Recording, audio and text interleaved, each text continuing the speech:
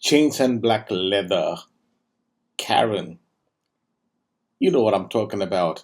And if you don't know what I'm talking about, just in case you don't know what I'm talking about, you need to listen to this podcast. I am talking to the keyboard player of one of India's foremost original, the OG of rock in India, got into composing their own music stuff in the early 80s. They were voted as MTV voted them having the best music video in Asia, and it was among the top 10 best MTV videos in the world. Yeah, it was Michael Jackson and there was Madonna, and somewhere down the line were these little six guys from India. Okay, so what inspired me to talk to this member of their band was not just about this Oris amazing band, but also how he's evolved. He hasn't stuck into the glory of what was once upon a time a great thing. He has evolved. He's still playing in the band. He's a music producer. He's setting up music festivals and gone into photography, and he's just evolving. And that's what really inspired me was how, unlike some people who either celebrate their parents' legacy and spend a whole life doing that, or celebrate that one hit that they were part of or they were involved in, and yeah, think that's it. And they're so egoistic. But this guy, he's got it right. He's evolving. He's constantly doing. One thing that really inspired me about him was he had a music teacher come home to teach his kids the piano, and in having been a celebrated musician himself, he just came out and said to the music teacher, "Can you accommodate another session?" And she said, "Of course, for who?" And he said, "For me." And he said, "I want to start from book number one."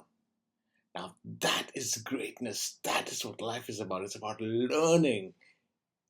Forget what you've achieved. That's done. It's part of your history, but that was yesterday. The vision to move ahead is what is really the key about this podcast. Let's talk.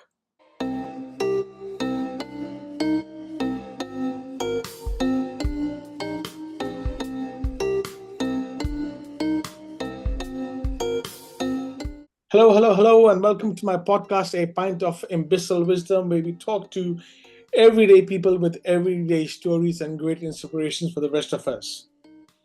Everybody has a story to tell. All we need to do is just listen. So today with me, I've got somebody who I've heard of in the middle of the 80s when I accidentally picked up a cassette because it had faces of six brown people like me on it. And the name was rather curious. It was Rock Machine.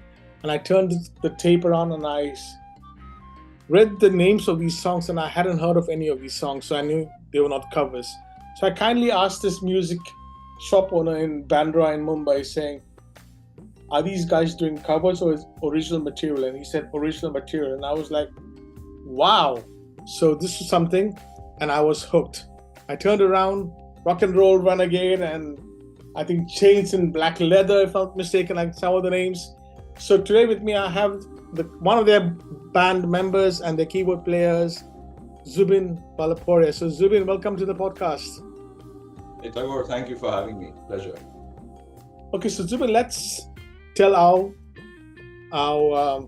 audience. Some of them are not from India, by the way.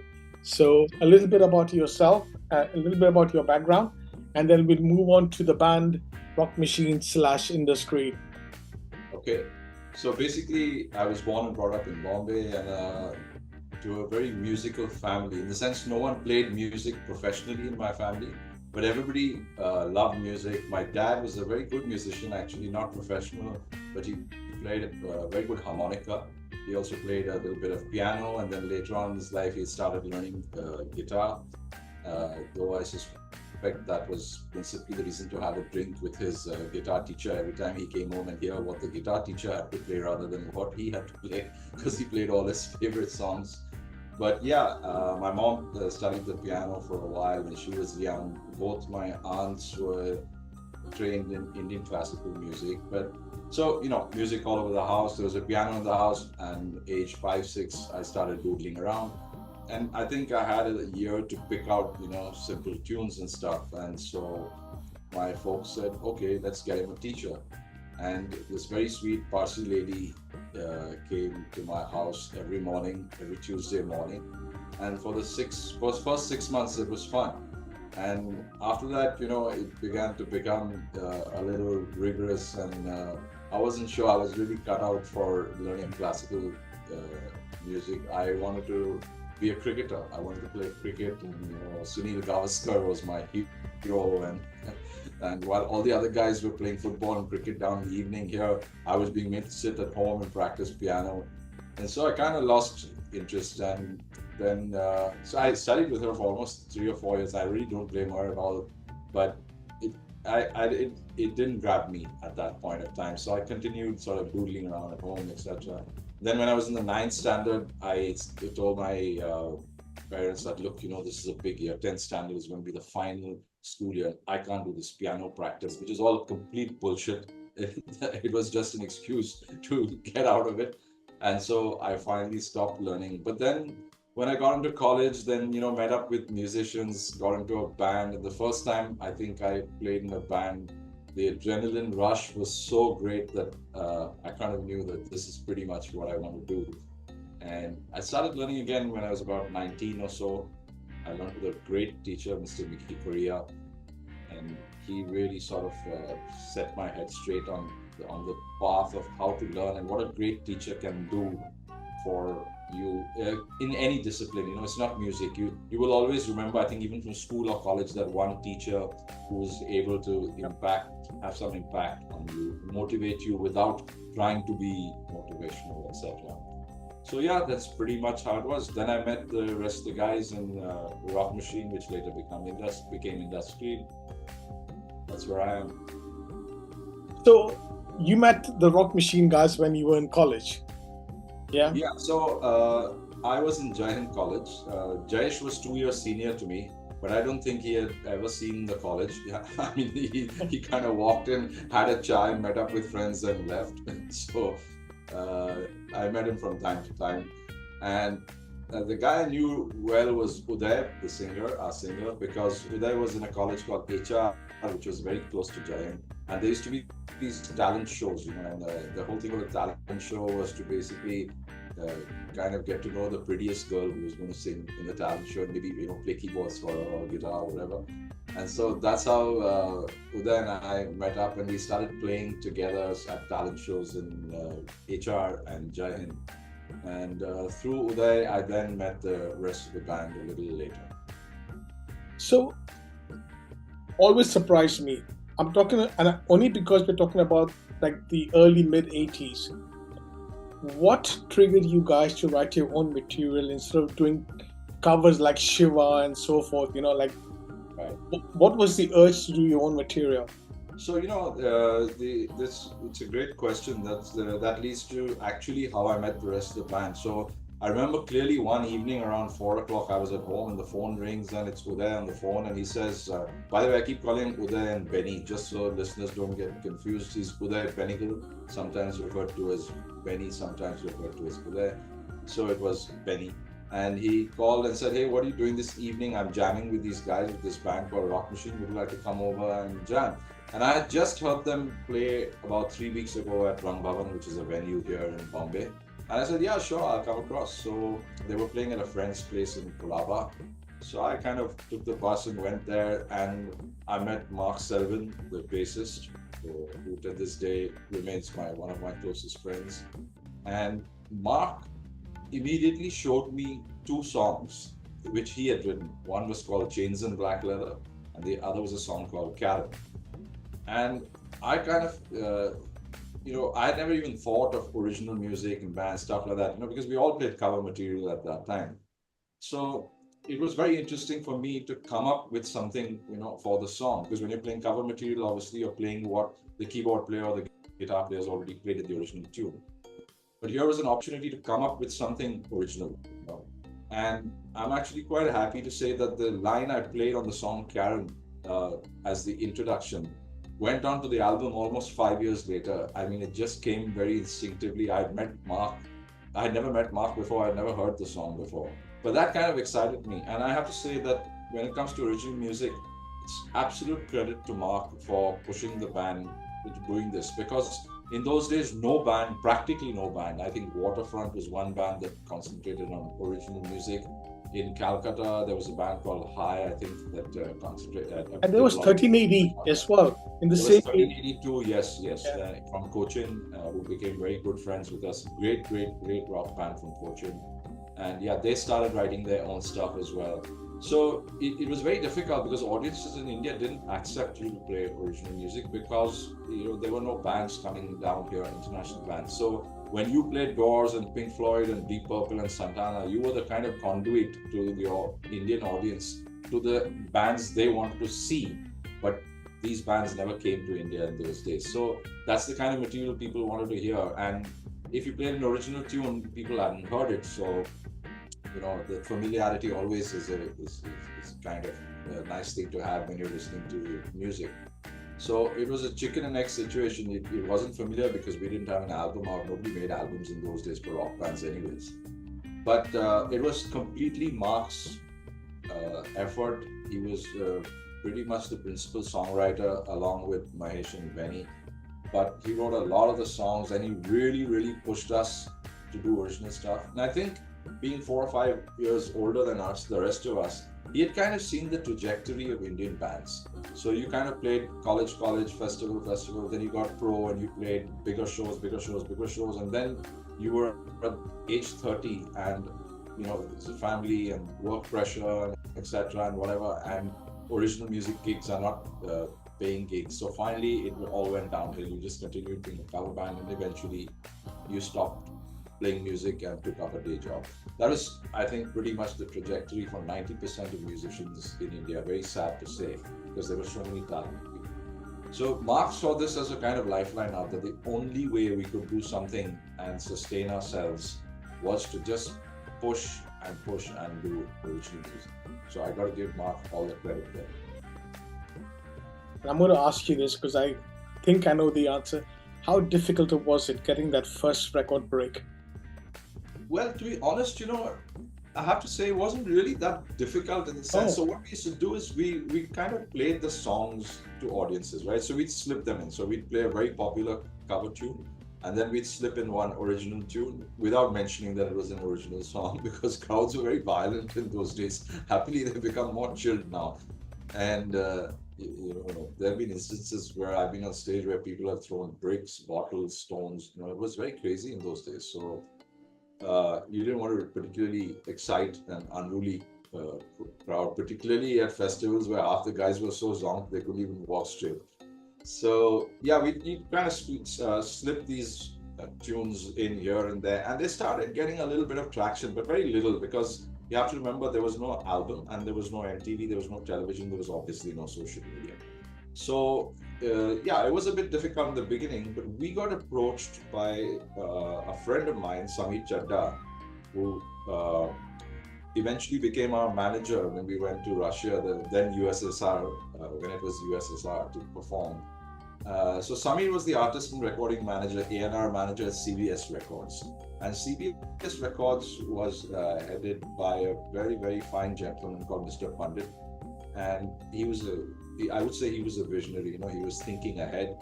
And Samir mentioned to him that, there's this rock band I know, and why don't we sign these guys on something new, different, it's a young thing, it'll appeal to young audiences, whatever. And Mr. Pandit, I think, saw that line of thought, that vision. So they approached us actually to do the first album.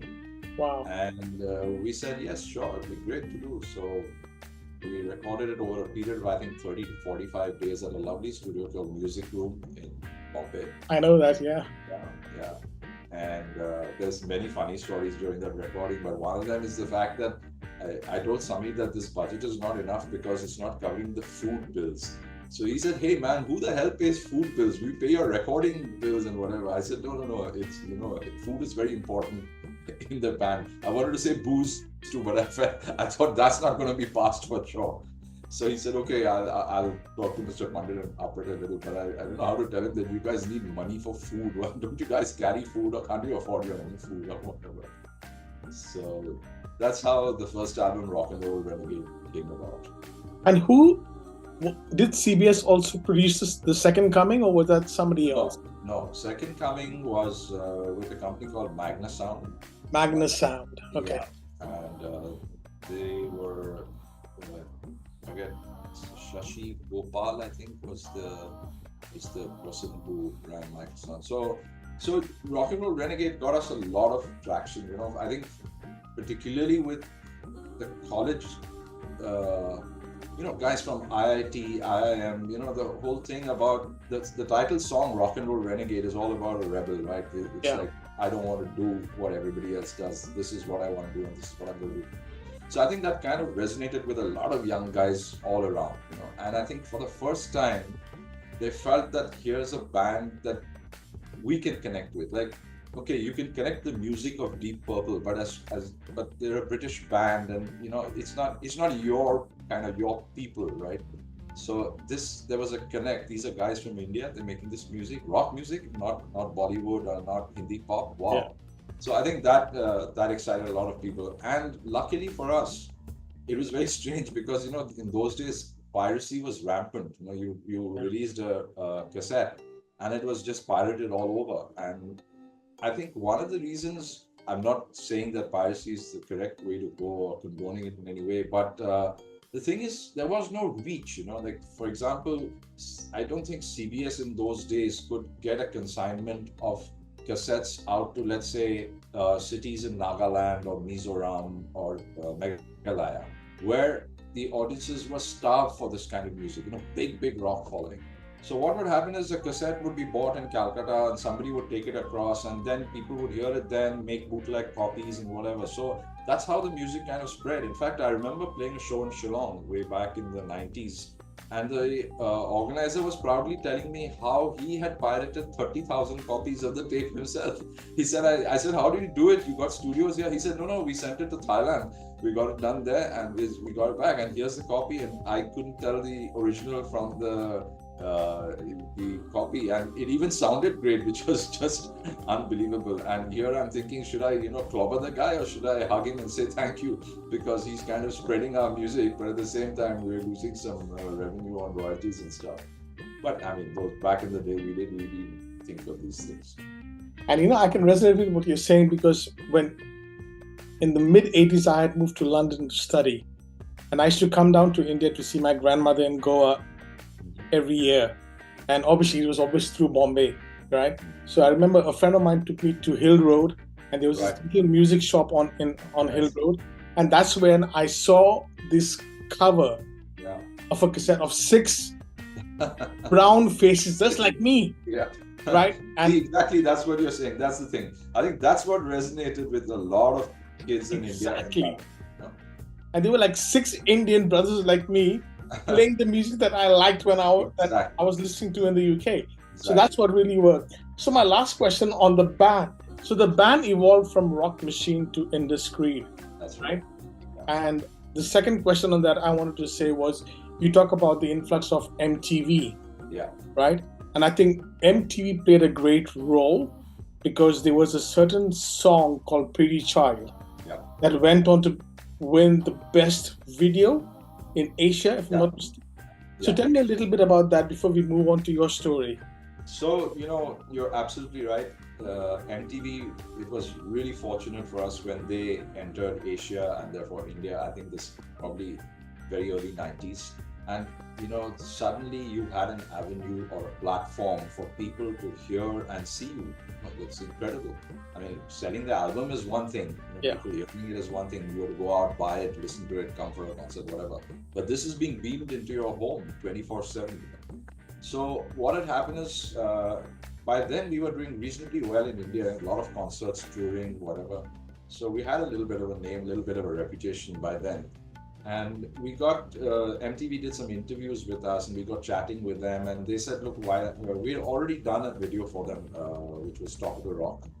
Yeah. The song Top of the Rock, which had done fairly well. And then they said, guys, how about another video? And at that time, we had just released our second album, which was called The Second Coming. And there was a song on that called Pretty Child. And for the first time, we had an Indian instrument in it. We had tabla in it. We also had saxophone, which we never had before. By the way, the sax player in the video was my piano teacher, Mr. Mickey Korea. Okay. So, a nice connect there. So we recorded this song, and everyone who heard it seemed to really like it. So we said, look, this looks like the best song we should go with.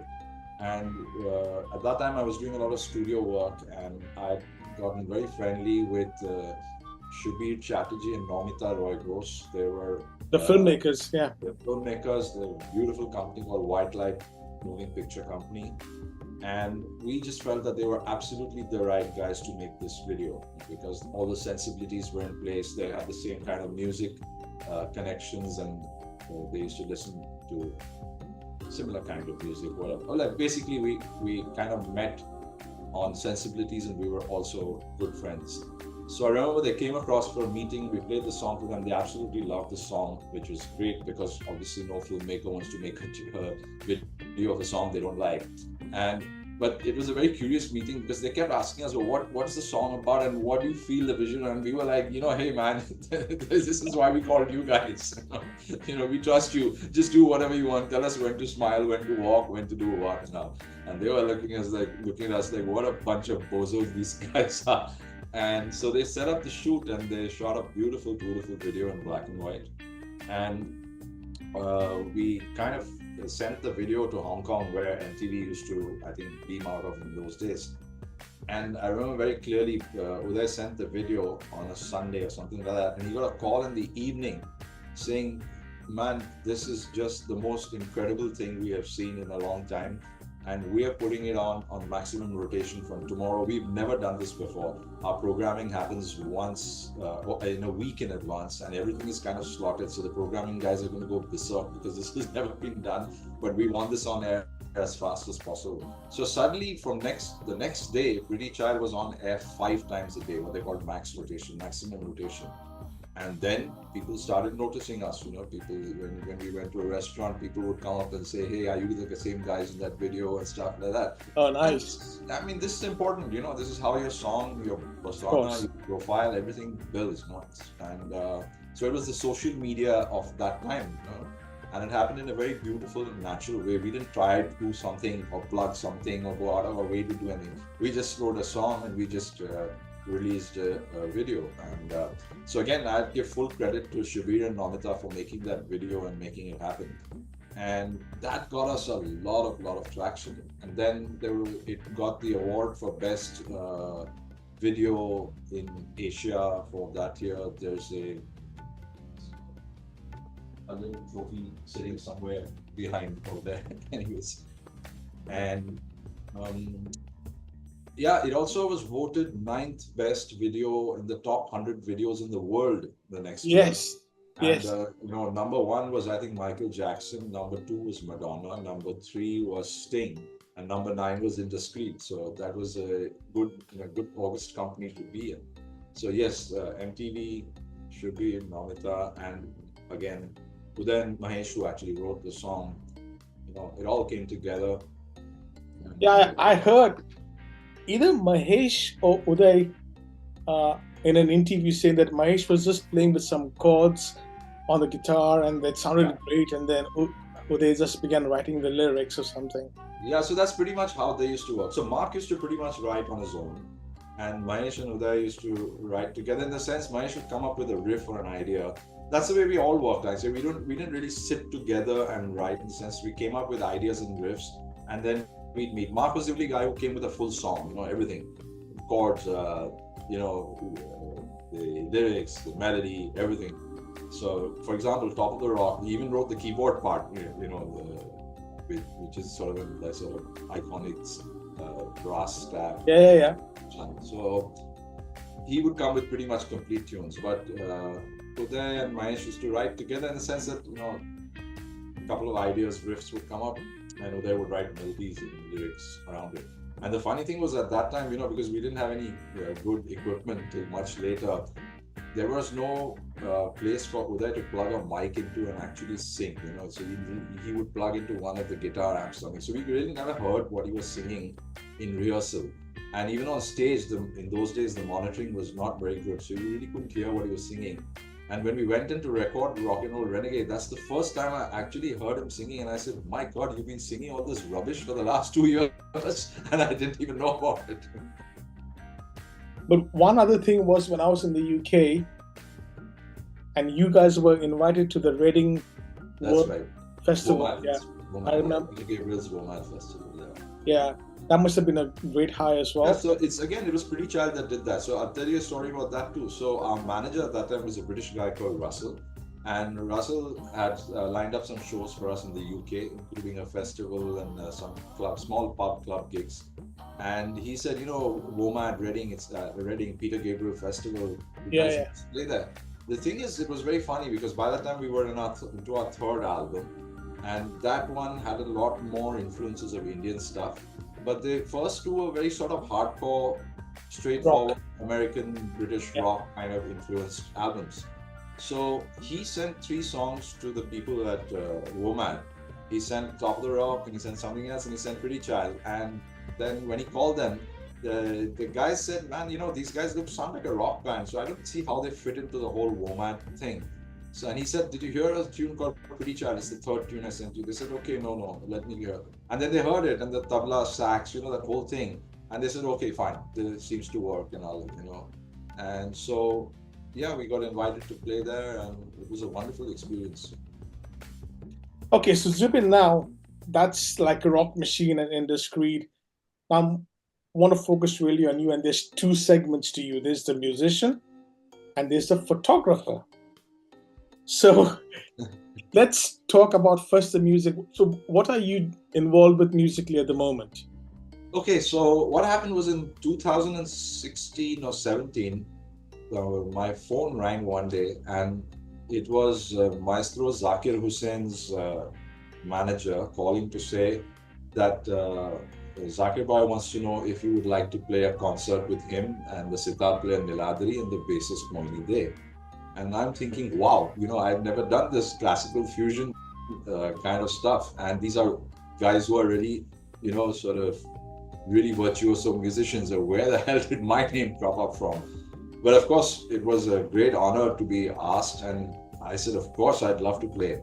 So I did this one concert with them, and I almost had a nervous breakdown at the end of it because they were so good and so flying, and it was very difficult to keep up the whole thing. But I thoroughly enjoyed it, and I kind of felt that this is something that I wanted to reach out and now stretch out and do. So the opportunities came fast after that. More shows with Zakir Bhai, some shows with Rakesh Chaurasia, the brilliant bansuri player. Yeah. Just 2 Grammys. And so I started doing a little bit more of this, stretching out into different genres and style. And 2010-12, we got the band back again, the new avatar of Indus Creed. Yes. A new album came about. So that was interesting. I started my own recording studio, so that gave me the sort of platform and how should I say, the comfort level to operate without having the pressure of recording in somebody else's studio, etc. So, in the last 5 years, I've been doing a lot of different kind of music projects. I'm picking stuff which I really want to experiment with. And, in the old days, you like to play it safe. Something comes up and says, okay, this is perfect and all. I don't. But now I'm absolutely on the other side. I don't want to do anything I've done before. I really want to stretch out and try different things. So happily enough, last year I was asked to curate a festival in Goa. It's called the Serendipity Arts Festival. It happens every year. This is, I think, the 8th or 9th year running. It happens from the 15th to the 22nd of December, and it's an arts festival. And of course, music plays a big role. Last year, I was a special projects curator there, so I curated 3 events. So one was a fusion show with Zakir Bhai again. It was a fabulous lineup. There was Zakir Bhai playing tabla, my good dear friend Ranjit Barot, ace drummer, playing drums. I was just going to say Ranjit Barot. Yeah, yes. Ranjit Sheldon was playing bass, Sanjay Devecha playing guitar, and Rakesh playing bansuri. So really, really stellar lineup. We had a great show. And then I did another show with Ranjit, which is all the sort of pop and funk stuff from the 80s and 90s, like a cover thing, but we covered music which we've always wanted to play but never had the opportunity. So everything from obscure bands like Level 42 to Chaka Khan to Al Jarreau, that kind of funk pop stuff. So again, different from what I normally do. And what was the third? Yes, of course, the third concert was Indiscreet with Friends and a string quartet. So I've been working with string quartets and trios now for the last 5 or 6 years. And that gives me the ability to write a little bit from the classical music that I've started learning again in the last 15 years. So that's another side that comes in, along with the rock and the jazz and pop influences that I've had while growing up. So I'm doing the same thing again with Serendipity this year. So there'll be 3 concerts. One will be a concert called One World, where we're going to do a full concert which is focusing on the fact that there's so much strife and war and trouble happening in the world today with the Israel-Palestine issue, the problem closer to home in Manipur. So we really want to focus on doing a whole concert of peace songs for peace, get music back. Because when you sing a song with somebody and you play in a band, and you're playing together and the energy is good, you can't be fighting with a guy, Nobody had a fight with a guy when they were singing and smiling and having a good time together. Yeah. So I'm planning to bring a band down from Manipur to open the concert along with Indiscreet. So that's one concert. And then drawing on the 2 concerts we did last year with Zakir Bhai, I told him, I said, look, we're playing in Goa. Why don't we do some really hardcore traditional Goan music, one tune, which we can rework. So the Portuguese music, Fado music, which is very big in old Goa. We got a lovely singer, Nadia from Goa, to sing one tune, which I kind of rearranged to make it a little more contemporary. And that really went down well. And that got me thinking that there's a possibility of doing a whole concert of something like this. So that's what I'm doing this year at Serendipity. And then again, another concert which I did with Zakir Bhai at Prithvi Theatre here, where we took the North Indian classical Thumri form and reworked it with a Western classical string quartet. So it's a very strange marrying of Western classical traditions with a North Indian classical tradition.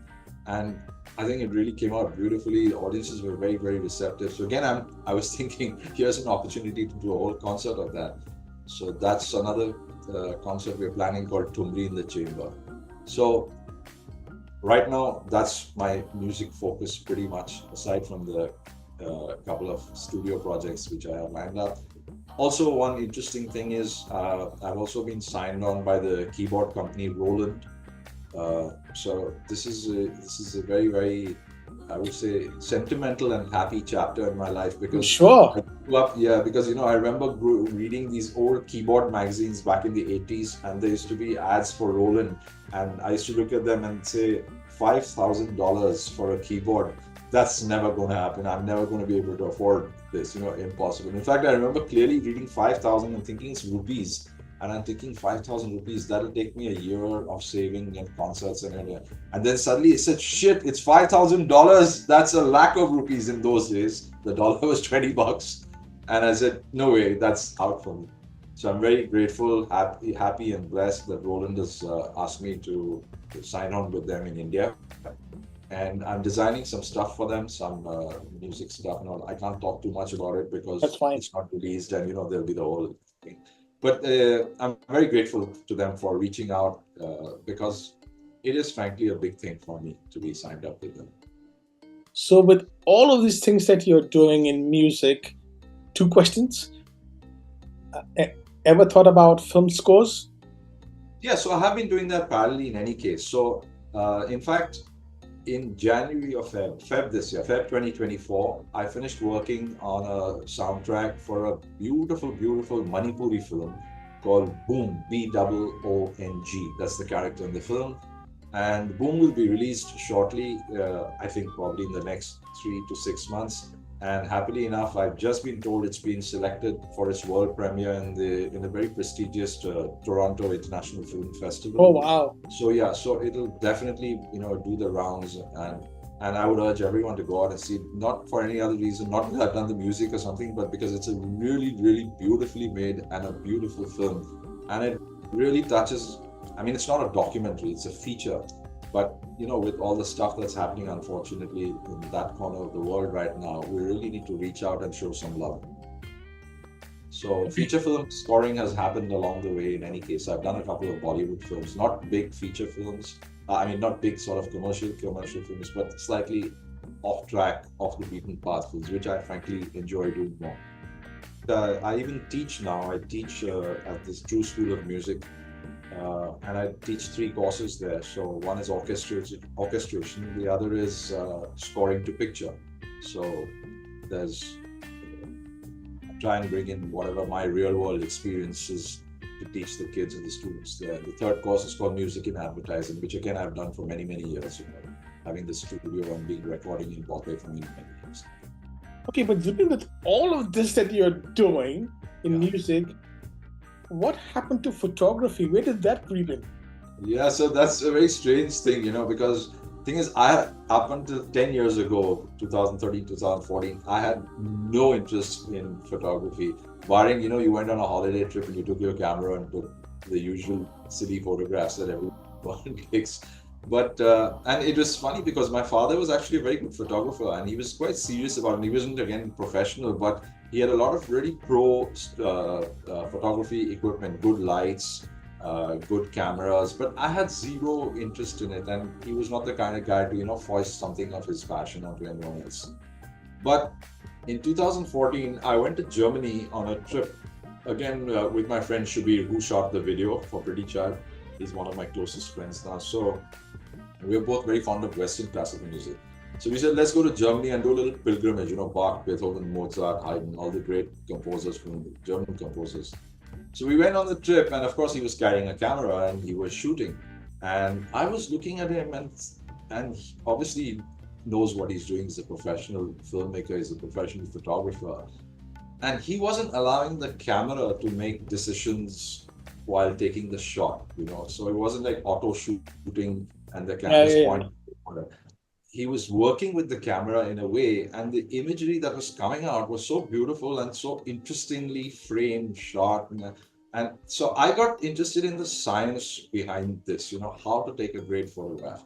And that's when this kind of bug bit and I started shooting a bit, whatever. And then when I came back, I said, listen, I want to buy a decent, good camera. And so he said, yeah. So he set me up with the same camera he was using. It was a small Sony RX100, probably a small little camera. Yeah. And because I like travel and because I also like trekking a lot, I had gone to Brazil at that time with a whole bunch of friends to see the Football World Cup. This was in 2014.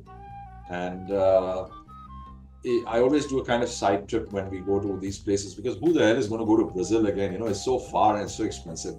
And my dad brought us up with a big love for the jungles. We used to do a lot of trekking, and the jungles were a very, very big part of our growing up. We went to Madhya Pradesh, we used to go to Lonavala. I used to sit in a tree for 2 hours and just observe what's happening around. So I said, look, I'm going all the way to Brazil. I mean, how can I not go to the Amazon, the rainforest? It's like a 2,000-year-old ecosystem right around the corner, and I've got a camera. What better? So I decided to go with a bunch of friends, and everyone dropped out. And I was thinking, should I go? Should I not go? And thank God I said, I'll go. So I went on my own, 7 days there, and I shot, and it was the most beautiful experience, one of the most beautiful experiences of my life. And when I came back, and I showed the stuff to my friend Shubir and to friends and stuff, and then Shubir said, look, man, I thought, you're going to buy a camera and like most people get bored in 6 months, and then the camera goes into the cupboard and comes out after 5 years. But he said, you look like you've seriously been bitten by this bug. So time to upgrade now, get a better camera. So he set me up on a good Nikon and a good lens. And of course, I had to sell my house and car to be able to afford to buy it. I said, isn't there something you can buy that's a little cheaper? And he said, no, you go out and buy this. Just do what I'm telling you. Thank God I listened to him. So that's how I started shooting more and more and more. And then I started printing stuff, framing stuff. And then I wanted to kind of exhibit my stuff, show it around. So every year I try and do one exhibition where I can. And I find photography, very, very connected with music. The way you compose a shot is so similar to the way you mix a piece of music, or the way you listen to a piece of music from the ears of a student, where you're analyzing certain things in the music. So I find the setup, the geometry, the design between painting, which I don't know anything about, I don't paint, but I can see and appreciate a picture, a photograph, music, and even I like to say even cooking, which again I know nothing about. I'm no chef at all, but when you're making a great dish and you want to add something, let's say a little bit of something that offsets something or something that just takes the edge of a particular bitter taste, that's like a music mix. That's like your reverb or your distortion or your delay or your chorus, all parts of the way you mix a song. And that's why you call it a mix. Like when you're mixing food, you're mixing music, you're doing photography. I find all these very, very, very connected. So that's where this whole photography bug has come from. But your photography is primarily landscapes and not people, yeah? No, it is a bit of people too. The thing is that all my photography up until now is basically done with natural light. So I don't own any piece of lighting, not a single piece. Interesting. Okay. So if there's no light, there's no photography. So that's why my first exhibition was called Blessed by the Light. So yeah. So in that scenario, I mean, yeah, I'm shooting a lot of landscapes because of the travel and stuff. But I've shot a lot of people. I've shot a lot of faces. I love that kind of stuff too. I sometimes don't print too much of it because printing is very expensive. Framing is even more expensive. And the exhibitions, I do sell my photography. It's not just to see, it's to buy. And purely from an economic standpoint, people don't want to buy faces. They'd rather buy beautiful landscapes, pictures. That's not the reason why I don't do it. I do it, but I hesitate to print and frame a lot of the people's stuff that I've done. Now, just coming back to the music industry on the whole, right? You as a veteran, how have you seen, and I'm not talking about film music, I'm not talking about Bollywood, because that's all very well cushioned and it's there. But independent music, I mean, now we've got so many other bands like, when Chai Met Toast and all these other bands, The Railway, something. And how has music industry evolved for musicians, like from the 80s to now, 2024, for example? So I think there are three aspects to this. The first, foremost, and most important thing is that all bands in India are now playing their own material. There are very, very few cover bands. In fact, now when industry does a cover tune or two as part of its set, people are asking, hey, why are you doing cover tunes? And we say, because we just love the song. We just want to cover it. We want to play it our own way, that kind of thing. But so I like to think that we opened a little door back in the 90s and 95. Maybe we did. Whatever the reason may be. Today, 2024, as of the last, I think, 10 and 15 years, you go to a festival, you go to a show, every Indian band is playing its own material and audiences are most happy to hear it. And, so that's like really encouraging. That's really good because it's the only way if you want to be noticed. And at the end of the day, cover band is a great thing. I mean, you can play covers. It's a lovely way of learning, I mean, I always tell people, you cover a Deep Purple tune or a Pink Floyd tune or an Elton John tune. Who's your teacher? It's Elton John, it's Billy Joel, it's Deep Purple. Yeah. Which better teacher do you want to teach you, So it's a great learning when you start out and do that. So you should never stop doing that, continue transcribing cover material just for your own education kind of things, to work out why and how, because these are the masters, they've done it, nobody does it better. But so primarily, I would say that's the biggest change from audiences and bands. Bands are willing to play, not willing, they only play original material, and audiences are willing to take that in very, very, very happily. And I'm really happy to see that. The second thing I would say, of course, is equipment. I mean, we were really, really starved for that shit. It was like awful what we had, really. I mean, when I finally scraped up enough money to buy a decent keyboard, I had to fly to Hong Kong because there were no stores here that sold keyboards or guitars of any kind of quality. I told my dad, I'm going to go to Hong Kong. He said, Hong Kong, what for? I said, to buy a keyboard. He said, are you mad all the way to Hong Kong? I said, yeah, you want to come? He said, yeah, why not? So we went like two naughty boys, and we went to Hong Kong, and So I was told there's this store called Tom Lee. You go there and you'll find whatever you want.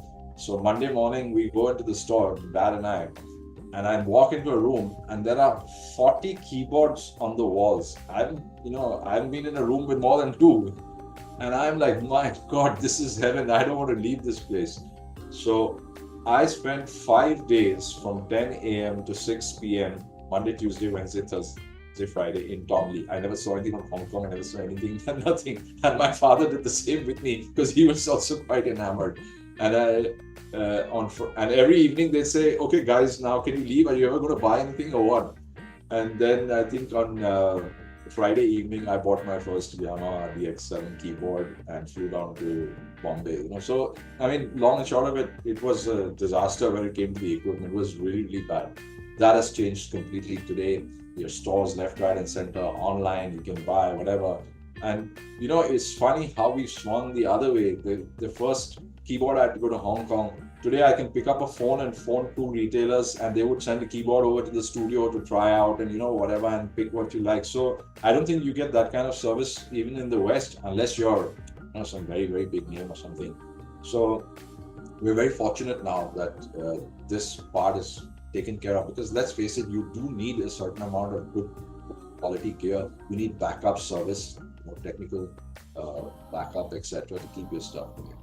So I think that's one big change. And one small other thing is, I think the travel and the whole accommodation scene has changed. We were put up in some really shitty places. You guys should travel by train, I remember. Yeah, third class compartment, all unreserved, 1 foot on the bass drum, the second hand holding the guitar. It was crazy. I mean, I'm going to write a book one day on the travels in the way back in the 80s.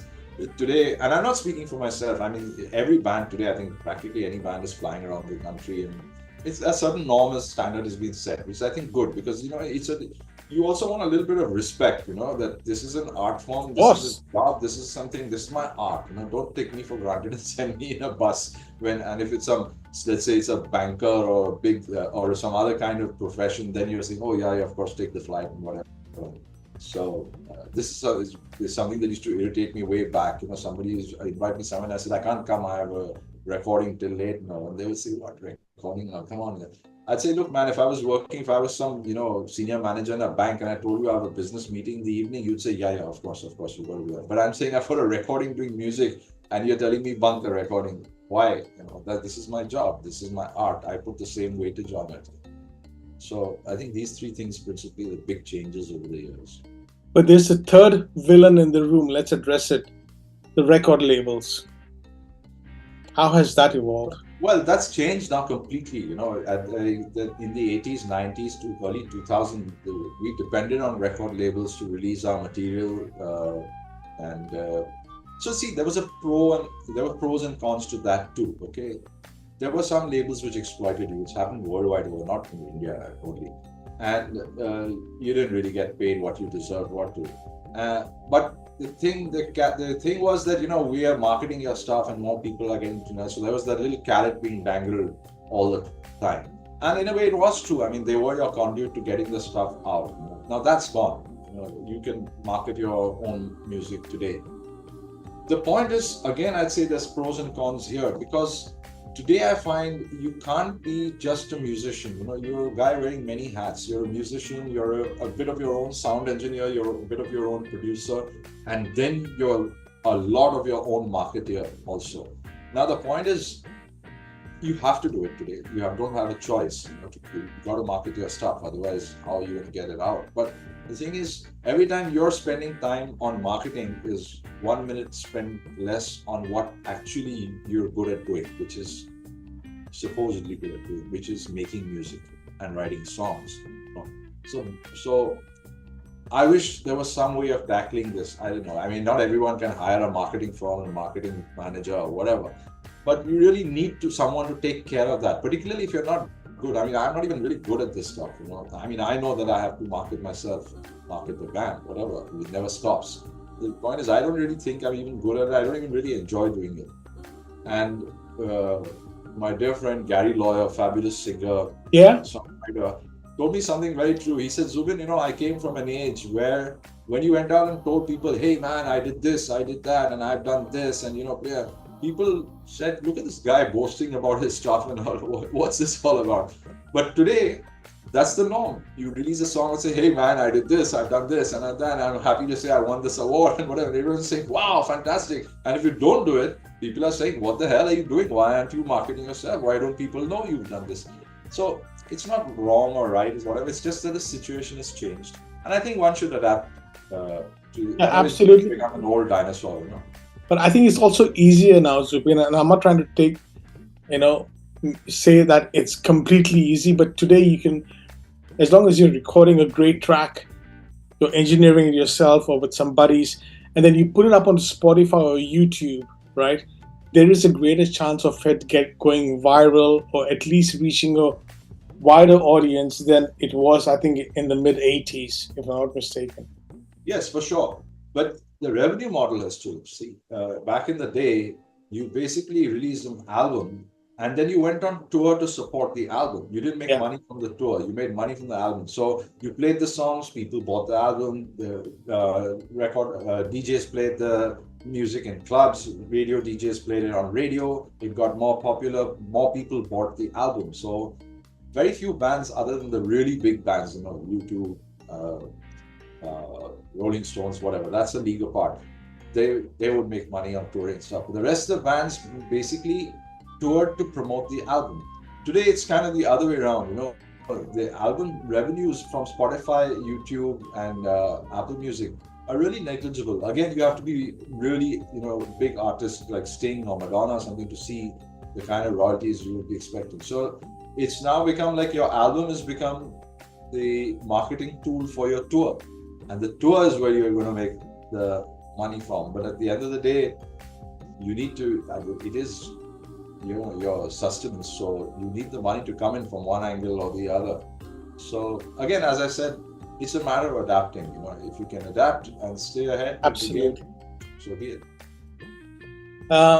Coming back to you now, I'm jumping all around. I'm so excited. Sure.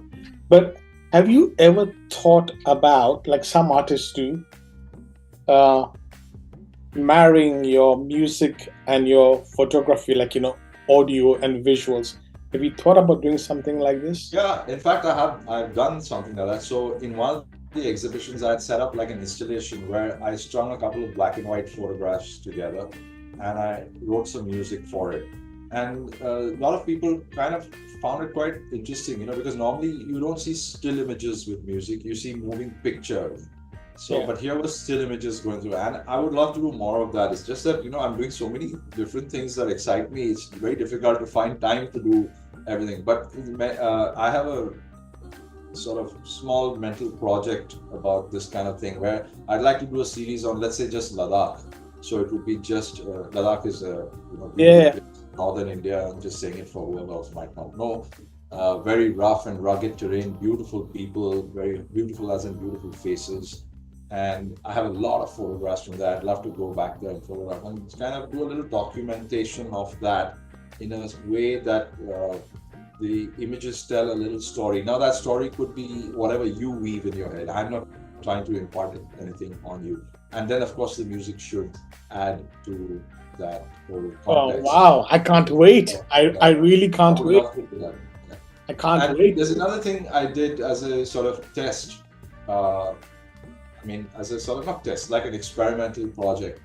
What I did was I took a couple of images and for a small audience for a workshop, again, my photographs, I strung them together, but there were like about 60 or 70 of them lasting barely 3 or 4 seconds.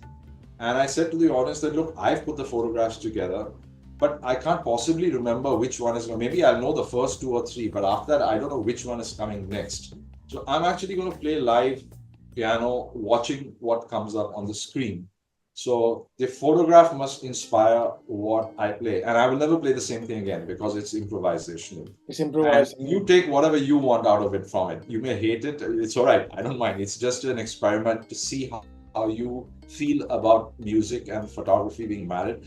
and in a context where it's not recorded. So it's not like the earlier project I was talking where Right. the music would be fixed and recorded.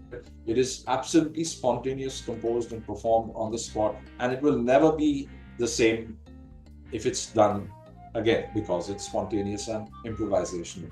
So these are kind of things which I find quite interesting to do. So just going back to Indiscreet, or rather the original rock band, Yeah. what are the rest of the guys doing these days? So Mahesh and Uday, singer, guitar player, and me reformed the band in 2012. So we're playing in Kolkata next month. Then we are playing in Shillong. Then we're playing in Bombay, and then Is this the Laughing Buddha or something? The band? No. No, that was Uday's band was called something else. This is back as Indiscreet. So Okay. we're playing as Indiscreet again. So we got together. There's another funny story there. When we first joined the band, a lot of people asked me, "How did you join the band?" Like you asked me. Now, their side of the story is that I came for this one rehearsal when Uday invited me, and then I never left. I kept coming back every time, and so they said, "Okay, this guy seems to be a nice guy. We'll keep him on." Yeah. And the funny thing was when we reformed in 2012, Uday had gone to New York. He came back and he said, "I want to put the band together. Let's do it." Mahesh was on. And I said, "No, man, I've got a studio. I've got a family now. I can't be, trekking all over the countryside carrying keyboards." And I also had a very bad back problem in those days. So, medically, I was not in great shape to start touring again.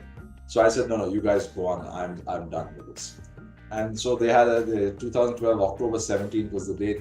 Reformation Indiscreet makes a comeback at Hard Rock Cafe, Bombay. Blah blah. There was a buzz in the city, whatever. 3 weeks before the show, he calls me and says, "Listen, man, we're in really bad shape and we need a keyboard player. So just come for this one show." I said, "Yeah, sure, one show in Bombay. Of course I'll play." And you never left. So the three of us are playing now, and the other guy is Jayesh is in New York. He has a band of his own, really nice band. I mean, the members keep changing. He's the sort of central guy in the band, and they play a lot of clubs and all. But he doesn't play music full time professionally. He has a family business he attends to, but he does these gigs off and on. I think once in 2 months or so. Bassist Mark Selvin has sort of pretty much pulled away from playing live. He's got a business now that he handles. But he's a maniac when it comes to listening to music. And I think he's the guy who's, funnily enough, not playing music, but the most current on rock bands today. He's just come back from the United States after watching every sort of old band that he wanted to watch, from Journey and Billy Joel, and all the guys he's always wanted. So he's very sort of connected with music, but he doesn't play in a band or play professionally anymore. Mark Menezes moved to New Zealand. He's a drum teacher there. He's doing fantastically. I think he's probably New Zealand's #1 drum instructor. He's got a lot of students there, and he's made a career out of music education. He's also got a band. I think it's like I'm not sure. I think it's like a Bollywood cover band kind of thing, and they do a fair bit of that circuit around that part too. So Zubin, you mentioned the B word. What influence does the factoryized music of Bollywood have on the music industry compared to independent artists like yourself? So, I mean, is there enough? Like, if you look at someone incredible like Ehsaan Nurani and Loy, I mean, the reason they're known across India today is because of their Bollywood music, not because of the stuff they did outside of it. Right. Also, when we were talking previously, you talked about in your days, the major gigs were at colleges, rock Yes. concerts. Yes. But now the same audience in colleges would rather have a Bollywood person Absolutely. come in and do that. So, what's that dynamic like? Yeah, so that's an interesting question. And I have to say, you're absolutely right in that sense that as a band that's had a 30-year lineage, 35 years, we're actually getting less concerts today in that festival circuit because they would rather have Bollywood artists, because that's what the kids are listening to. That's the pop music of India, let's face it. So we are losing in that sense. Independent artists also primarily those who sing in English, I think, are kind of losing out on a little bit of work on opportunities to perform. But I look at Bollywood with sort of two dimensions. So there's one set of musicians that's playing, and again, I'm not passing any judgment. It's not that it's right or wrong. I just see it this way. There's one set of musicians and composers who are writing commercial Bollywood music, and that's very successful music. Now, in that sense, it's all about how many people are going to download the song or watch this song. And I find that the quality of music is definitely tainted. I won't say compromised, but I'd say tainted by this thing. Does this sound good or does this sound better? No. Is it going to sell? That's what we want. All right. That's one side. The other side is people who have done really interesting Bollywood. Like I would say that Ehsaan Loy and Shankar have changed the sound of Bollywood ever since they did Dil Chahta Hai way back in the 90s, correct? It was something, again, that audiences had never heard before. And it was not your typical Bollywood. I recently saw a Bollywood film. Now, of course, I'm so bad with names, I've forgotten the name, but the background score I found was really, really interesting. I thought it was really good. And I looked it up, and it was my old friend who also came from a rock band. Who was that? Shekhar? No, Ram Sampath. Ram Sampath, okay. Yeah. So Ram's, like me, started his studio career maybe 5 or 6 years later than after I did, but did some fabulous work in advertising, and then now he's scoring for Bollywood. And it's good music. It's intelligently done, and so it works for the picture. At the same time, there is some musical depth in it. Now, this is a question sometimes people ask me, what is good music? So it's very difficult to define what is good music, because good music is equated to what is popular. And I don't think that's good music. Popular music is popular music. That's it. Let's put it as that. Some of it is good, some of it is not really that good. It's all popular. That's fine. But I think for me, good music is sort of, kind of timeless, and you can go back and hear it again and still see the relevance of it. And I think there's more than just how much will it sell. There's more to it. There's a little more passion. There's a more sense of design, and it's not something that it's not something that's selfishly done, in the sense I like this, and now if you don't like it, whatever. And there's also a human connect, right? There's a human connect. Of course, yeah. But see, that human connect is there in popular music too, right? I mean, in the sense that, that's why it's popular. There's people are connecting with the song, okay? Yeah, but that's only short term though. I think that's short term. Yeah, that is the thing. So then I find a lot of stuff like this is like here today, gone tomorrow, Yeah. So that's not for me. I mean, I'm not passing judgment on it. It's not for me. I want music that if I hear it 10 years from now, I actually say, wow, I never even realized that look at this part of it. I didn't even focus or concentrate. And I think that's the best part of any art form. When you hear it again and you actually start discovering even new things about it. So the original appeal is still there, but there's now a gloss on it even further from something that you've discovered. So Bollywood has always, when we started out, Bollywood was not really a parallel industry competitor, because those who listened to that kind of music didn't listen to rock music. So it didn't matter. But the lines got completely blurred in the 90s and 2000s, and a lot of young composers started writing some really good stuff, and I'm quite happy about that. I'm very happy if somebody writes great music. It doesn't matter whether it's Bollywood, what language, etc. In fact, I would encourage young musicians to really sing in the language that they're most comfortable in, because the thing is, if you keep doing music in English, you're always going to be appealing to a section. Then you got to look at the whole world in a very, very large picture, like going international. So that if I tell a young music guy that, why don't you sing in Malayalam, because it really works, your songs work better, and his argument might be, but then internationally I'm never going to be able to break it into it. It's true, your language will sort of pin you down to a certain locations, people who understand that music. Having said that, there are Spanish songs which are big, there are Portuguese songs, there are Russian rock tunes. We don't understand the language, we just grab, it's just the music grabs you. Honestly, I hate to say this, but I'm being realistic about it. How realistic is it for a brown man or a Chinese man or a Southeast Asian artist, I mean, man or woman, to make it big in the West. I mean, there is a certain prejudice, and let's not deny it. You know, because the moment somebody like who's the guy, Bobby Cash, right? The guy Right. from up north India. I mean, Yeah. he's big in Australia. Right. He's really big in Australia.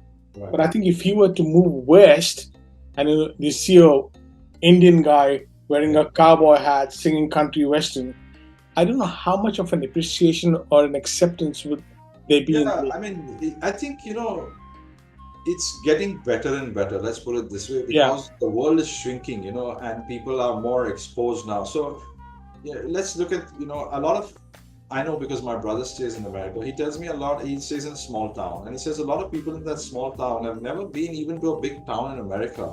Forget going outside of America, forget going to Europe, forget going to Asia and India, to out of the question. So you had no idea of what was there on the other side of the ocean. But now, because of the internet and YouTube and whatever, you may not go, but at least you are a little more aware. So the world is becoming smaller, acceptances are getting uh, easier to digest. And I think the one thing, I mean, sadly as it may sound, is that commerce, the way money and economics drive, what happens is, I think today, if a manager in the West thinks that this brown guy from Bombay has got talent and can make money, and I can make money off him, whatever. I don't give a shit whether he's yellow, purple, green, or orange spots on his face. So, I mean, sad as it may sound and exploitative as it may sound, the point is, if there's money to be made, there's opportunities galore.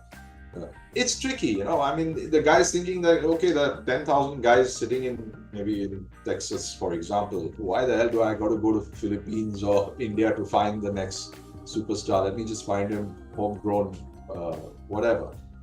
But then look at the guy who's fronting the rock band Journey today. He's from Philippines.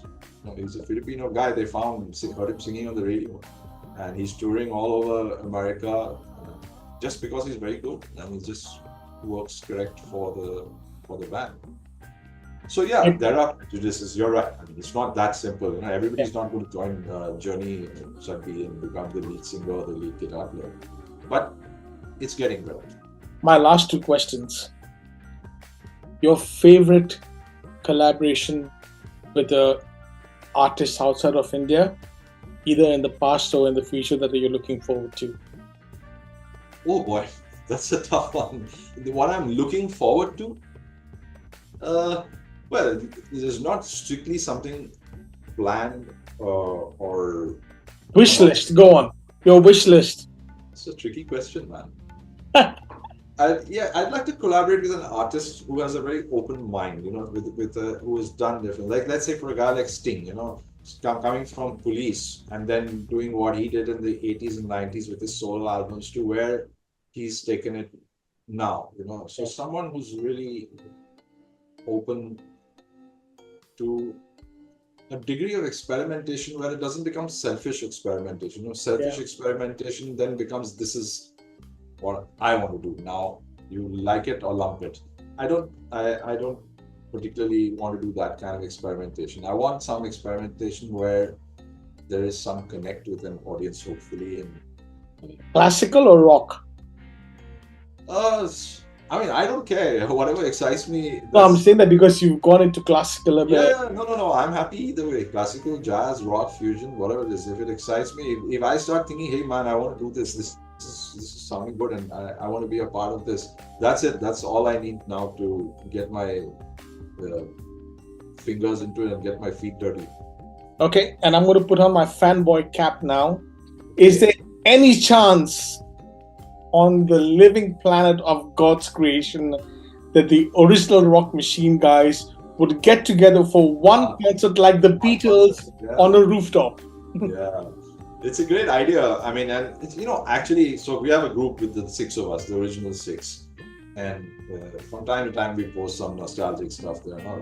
And I don't think anyone is particularly against the idea. It's just that basically geographically it's going to be very difficult to do, because one guy's is sitting in fucking New Zealand, the other guy's in New York, and the rest of us are in Bombay, and the guy in Bombay, Mark, is mostly in Alibag on work. He's not even in Bombay. So it'll be really tricky for that to happen. And I mean, who knows? We did do a reunion in 2006 for what was the festival? What was it? Not the name. But the original 6.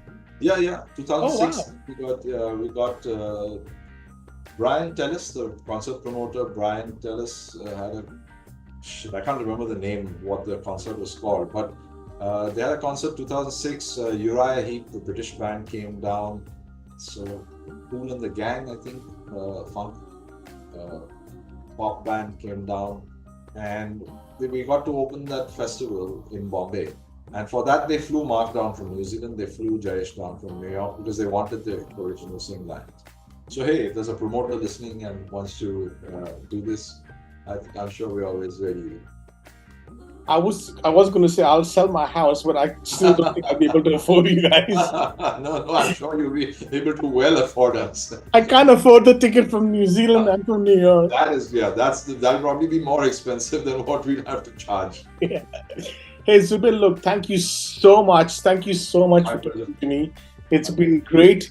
It's partially talking to a guy and was part of a band that I've grown up listening to and seen evolving in the rapidly changing face of the Indian music, and being the spearheads, being the front runners on that. That's great.